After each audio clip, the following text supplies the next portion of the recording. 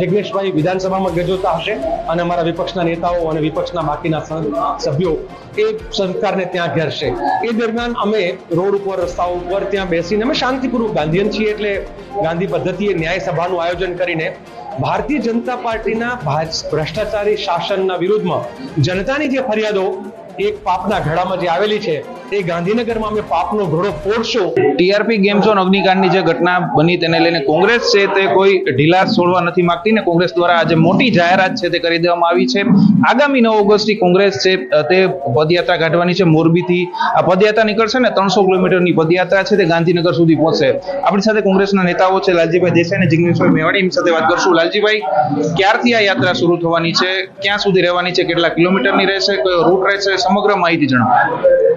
જે ગુજરાતમાં સળંગ 3 દાયકાના ભારતીય જનતા પાર્ટીના ભ્રષ્ટાચારી, અન્યાયી और અત્યાચારી શાસનની સામે ગુજરાત કોંગ્રેસ દ્વારા ગુજરાત ન્યાય યાત્રાનો નિર્ણય કરવામાં આવ્યો છે। આ ગુજરાત ન્યાય યાત્રા મોરબીથી 9 તારીખે ક્રાંતિ સભાથી શરૂઆત થશે।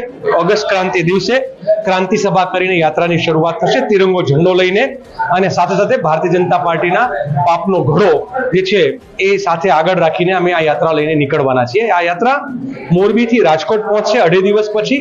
રાજકોટ ટીઆરપી ગેમ્સ ઝોન છે એ જગ્યા ઉપર જ્યાં આપણે આપણા 27 નિર્દોષ ગુમાવ્યા છે ત્યાં સંવેદના સભા થશે। આ સંવેદના સભા પછી અહીંથી આ યાત્રા જે છે ચોટીલા સુરનગર તરફ જશે જ્યાં 15મી ઓગસ્ટના દિવસે મહાધ્વજવંદન કરીને આઝાદી સભાનું ત્યાં આયોજન થશે।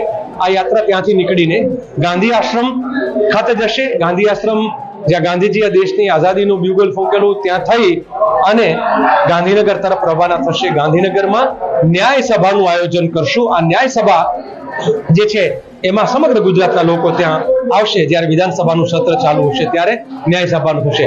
આ પાર્ટ 1 છે યાત્રાનો। આ જ પ્રકારે ગુજરાતમાં ગુજરાતની જનતાને થઈ રહેલા અન્યાય, અત્યાચાર અને ભાજપના ભ્રષ્ટાચારની સામે વિવિધ પ્રકારની યાત્રાઓ થશે।